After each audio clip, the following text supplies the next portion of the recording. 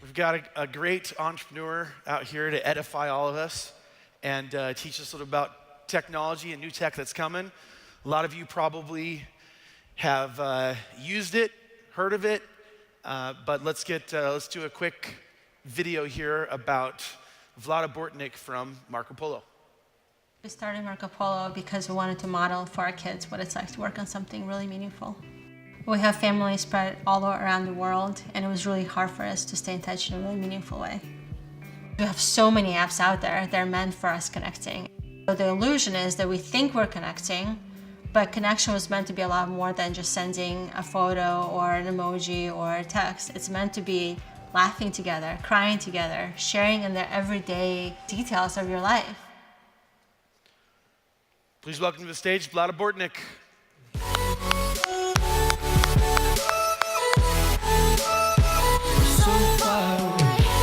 Thanks for being here. Thank you. So, how'd this all come about? What inspired you? Well, my husband and I started this back in 2011, actually. The company officially started in 2012. And it really started because of our kids. We wanted to model for them what it's like to work on something that's not just a job, something you have to go to and get paid, but something that's really meaningful. And so for us, it meant something had to be personally meaningful to us, but it also had to make a big difference in the world. And it had to be something that we could do joyfully every day. And so for us at the time, I was pregnant with our youngest. We just had a baby, so not the best time to start a company. We were trying to figure out how to make it work and stay in touch with our family that's spread across the world. My husband's family is in Europe, and my family was on the East Coast and Midwest. And so we tried making it work with video calls, but then it was 1 hour with his mom, 1 hour with his dad, 1 hour with his brother. Right. And before you know it, our whole weekend was scheduled. And by the time we were done, it was time for my kids' nap. And so instead of having a relaxing weekend and it being sort of a frustration, Right. and this thing that was meant to bring us closer together felt like a chore. And so we felt like there had to be a better way. And at the same time, we're doing research. So he and I are both engineers. I don't know if you knew that. So we're very geeky that way.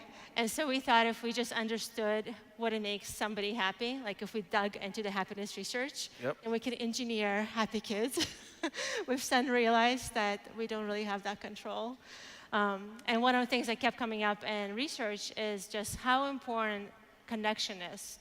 That it's not enough to just talk to somebody, but it's really important to have a really meaningful connection with somebody. And so while we're having this struggle with our family to connect in a way that really made them feel like they're part of everyday life, and seeing this research, we put the two and two together and said, okay, the thing we're going to work on, before we knew what it was going to be helping people feel close. And that's how the whole company got started. That's awesome because it seems like a lot of technology, it's like, does the world need another messaging app or chat app or way of connecting or video, Snap, etc. But this is definitely a different feeling when you're using Marco Polo. How is the adoption taken off? Yeah, it's been pretty amazing to see how Marco Polo is taken off. And I really think it's because people are getting to be awake to the situation we're all in. Now I think nearly half of Americans are considered lonely. And it's really because over the past decade or so, there's been all these apps, there's been all this technology, but it's really been optimized for quantity of your friendships. I have like 500 friends on some of the networks. I don't actually have 500 friends. And also around efficiency of communication. How can I express my sadness as quickly as possible? Let me send you a sad emoji. And so as a result, we've been suffering. We've been actually feeling lonely. That's why there's this epidemic that's happening. And so Marco Polo has really been about having an authentic connection. Like, actually, let's cry together and laugh together and be part of each other's everyday life. And it's been amazing how people are starting to pick it up. And one of our goals this year and going forward is to help people rediscover the blessings of authentic relationships, like the ones that we would see face to face. So how many people are on Marco Polo now? We have millions of users using Marco Polo already around the world, and it's been pretty amazing. And growing exponentially, I hear. It's growing, yeah. And Utah is one of my favorite places to come visit. So yeah, tell us about how you've used data. I think this ties right into Utah, right? Yes. So remember how I said we're engineers, my husband is an engineer. Yeah. So we live in data. Like we study charts all the time. And in fact, I'll tell you another story later, but all of a sudden we started seeing that Utah is just like lighting up. We're like, what is going on? And 1 in 10 people in Utah are using Marco Polo, which is phenomenal. And Mark was saying earlier that data needs story. So as soon as we saw this, I got on a plane, came out here, was like, okay, I need to understand what is happening in Utah, what makes Utah so special. And what we discovered is that the community feeling here, the family really matters here, friendships really matter here. So it's not just like a poster or a quote somebody says, but people actually take a lot of time to get to know their neighbors, to get to know their families. And so I think Marco Polo became a great way for them to be able to do that. Yeah, one of the things that I love about it is it definitely over the last 20 years, it feels like our lives have been compressed down into little bite-sized moments. You know, we are multitasking a million different things at a time. If you want to be productive, if you want to compete, whether it's, you know, in school or in activities, like there's just a million things going on. And so it's difficult to have those authentic moments. Whereas when you're using Marco Polo, instead of a 2-second snap or, you know, a picture of yourself from down here and you're doing homework and you got 3 words that you put in the text like my daughters send sometimes, it really lends to, oh, I should say something for 30 seconds. Yes.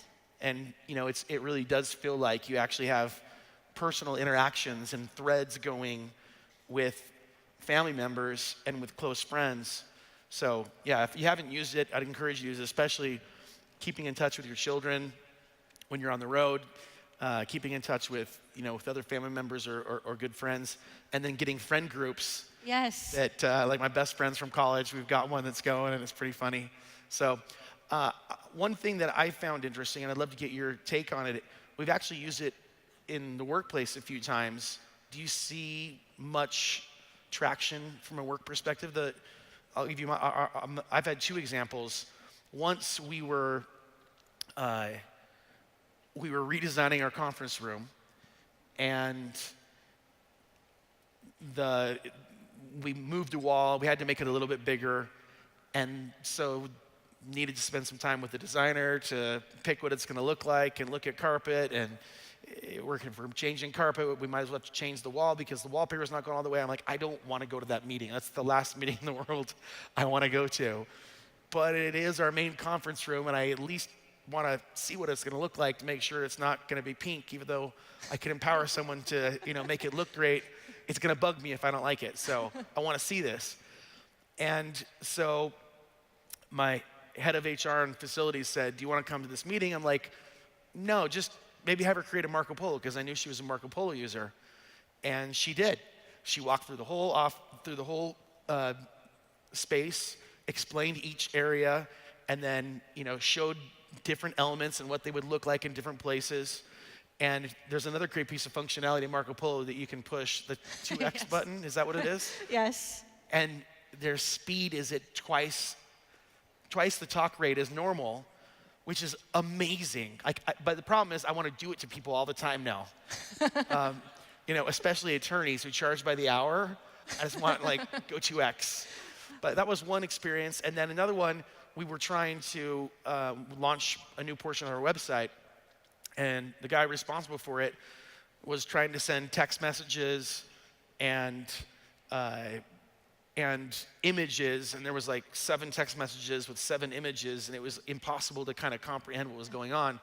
And that's another great use case for Marco Polo. So what have you seen with traction in terms of business? Yeah, it's been really interesting because, as I just mentioned, we started the company for friends and family use case. And then all of a sudden we started getting testimonials from people that they're picking it up in business, and that was not something that we foresaw happening. But then we realized that internally we use it quite a lot. So our company is completely distributed. We're across, I think, 7 different states now, 3 different countries. And we use it, and we see other remote companies using it as a way to feel connected with each other.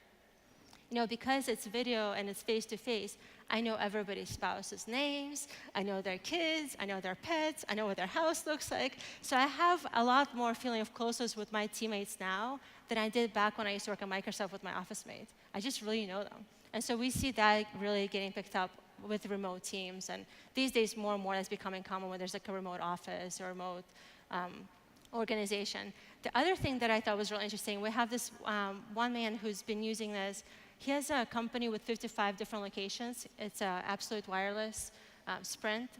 And he's using it during hiring process because he runs a sales organization. So as part of the hiring process, he gets the person on Marco Polo as a way of evaluating what kind of salesperson he's going to be or she's going to be. And then once they join, they'll create a new hire group. And so he uses that to motivate them and inspire them as a way as a cohort altogether. And he's been saying that it's not just saving him time because he doesn't have to do these long training meetings with each person and try to organize a group, but it's also making it a lot more effective for him because he can answer questions on his own time in between his meetings, and he's finding that he's making more money, he's having more fun, and his team feels a lot more connected. You have folks involved that have seen some of these really explosive consumer-oriented products and social products. What have you learned from watching those, and how do you guys want to be different? Yeah, I think what I'm noticing is that our founding story is so different from most other companies out there. Like the purpose for why you created it? Purpose-driven, yeah. It wasn't for dating. Yeah, it wasn't for dating, and we really didn't intend out like, I'm not judging, but for us, we really didn't start because we saw a financial opportunity. Usually when people start off a sentence with "I'm not judging," the second half of the sentence is going to be interesting. Well, I hope it was.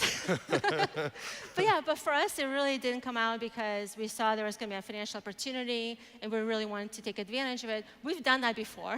Right. We've tried starting companies that way, right. And we learned that for us, it doesn't work. For us, it really matters that we have to be in because, as you know, yeah. Entrepreneurship is freaking hard. Yeah. There's as many ups as downs, yep. And probably more downs, let's be honest. Just hope that at the end of it, the last one's enough. Yes, that's right. And so for us, we started it with a purpose, and that's really been interesting because Marco Polo is actually the 9th version, like the 9th app that we started. And there have been apps along the way who've hit millions of users and that we've cut because we didn't feel like it was really fulfilling our purpose. Wait, say that again. It's the 9th app that what? It's the 9th app. Like we've gone through 9 different iterations, and there've been other apps before Marco Polo that got to millions of users. Okay. They got to huge scale, but we didn't feel like, because we really want to help people feel close, and close to us is more than just, connect. It's not just staying in touch. It's like meaningfully close, having conversations, sure. Being part of each other's everyday life. And so we felt like other apps just weren't getting to it. Some of them were really fun. Some of them were. They had other use cases. They enabled other use cases. But Marco Polo is the first one that combines the purpose and the ability to actually grow because you need other people to have a conversation. Absolutely. Typically. So, well, we're out of time, but hopefully everyone here can go and check out Marco Polo. It's kind of like, the first time maybe people told you to use an iPhone and you're like, it's just another phone, and they use it, you're like, oh. Marco Polo is the same thing, so hopefully you'll get a chance, and we really appreciate you coming out and spending some time with us. And best of luck with the entrepreneurship and turning this into the next huge one. Thank you so much for having me here. Let's give it up, Vlada. Thank you so much. Thank you. Thank you.